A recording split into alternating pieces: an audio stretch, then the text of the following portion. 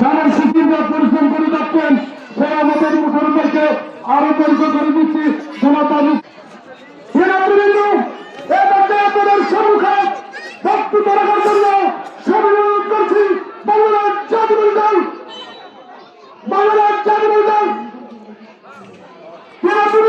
আমাদের আলোচিত আছেন বাংলাদেশ জাতীয় সরকার চাকরি পরিষদের বিপ্লবী আহ্বায়ক আপনাদের সম্মুখে বক্তব্য রাখার জন্য অনুরোধ করছি বাংলাদেশ জাতীয় দল বিএনপি চাকরি পরিষদের বিপ্লবী আহ্বায়ক নির্বাচিত যারা বিস্তার করেন আপনাদের সম্মুখে বক্তব্য রাখার জন্য অনুরোধ করছি।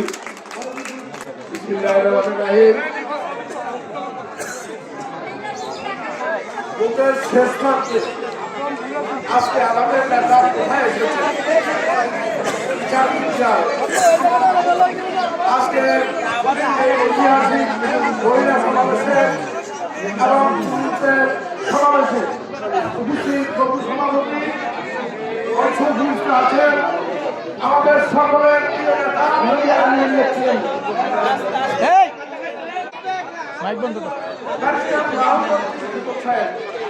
অংশগ্রহণ আমাদের এই ওয়ার্ডের এবং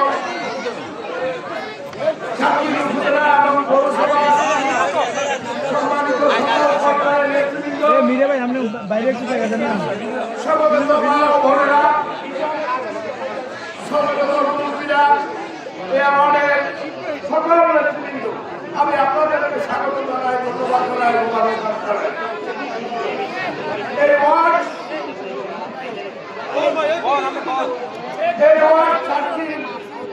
চাকরির নামে পরিচিত, যার নামে চাকরির উপজেলা এবং চাকরির পৌরসভা আজকের ঐতিহাসিক সময়ে অত্যন্ত সময় খুব কম আর মাত্র 4 দিন প্রচারণা করতে পারবো আমরা।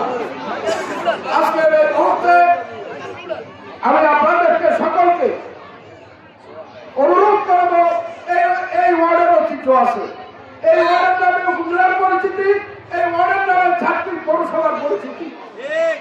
আমি আজকে এই সময়ে আমাদের নেতার অনেক প্রোগ্রাম আছে, তারপরে তো শত ব্যস্ততার মাঝেও নেতা আমাদেরকে সময় দিয়েছেন, আমি নেতাকে ধন্যবাদ জানাই। আজকে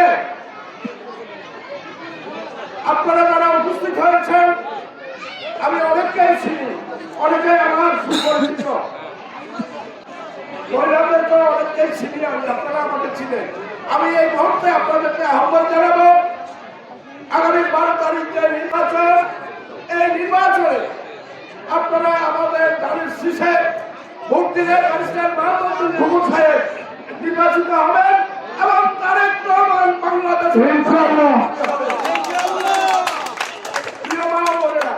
আপনারা হাত ধরে রাখছেন কেন? একটু সমর্থন দিয়ে আমি মনে করি আমাদের নেতা এখানে এসেছেন, আমাদের ওয়ার্ডে উনি আরো এসেছেন। আগামী 12 তারিখে আপনারা কি ওনাকে ভোট দেবেন? ইনশাআল্লাহ।